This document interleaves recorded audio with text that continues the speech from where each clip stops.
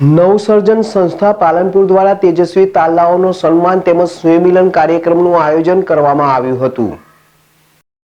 આજ રોજ પાલનપુર લીલીવાડી હોટલમાં નવસર્જન સંસ્થા દ્વારા રોહિત સમાજનો ભવ્ય સ્નેહ મિલન કાર્યક્રમનું આયોજન કરવામાં આવ્યું હતું, જેમાં સંકટ સમયનું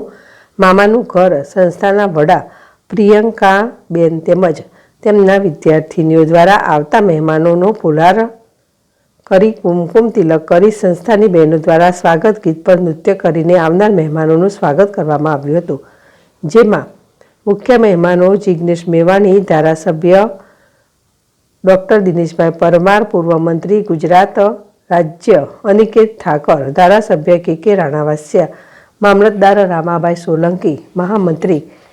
ગુજરાત પ્રદેશ કોંગ્રેસ સમિતિ વસંતભાઈ આકેડીવાળા અને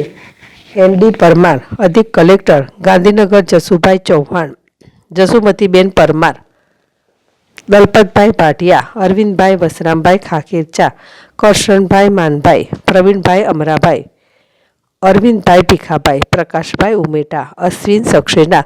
પીએસ મગરવાડિયા, કિરણભાઈ મંગાભાઈ સોલંકી ઉપસ્થિત રહ્યા હતા।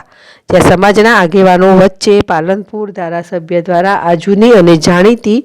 નવસર્જન સંસ્થાને જમીન આપવા બાહેંધરી આપી હતી, તેમજ નવીન સરકારી નોકરી લાગેલા યુવકોનું સન્માન કરવામાં આવ્યું હતું અને તેજસ્વી તાલાઓનું સન્માન પણ કરવામાં આવ્યું હતું, જેમાં નવસર્જન સંસ્થાના પ્રમુખ હરજીભાઈ ચૌહાણ અને મહામંત્રી કુબેરભાઈ રણાવાસિયા હતા, જેમાં એન્કર તરીકે અમૃતભાઈ રાજવંશી અને જગદીશભાઈના અથાગ મહેનતથી કાર્યક્રમ પાર પડ્યો હતો। અશોક રણાવાસિયા, ZSTV, બનાસકાંઠા।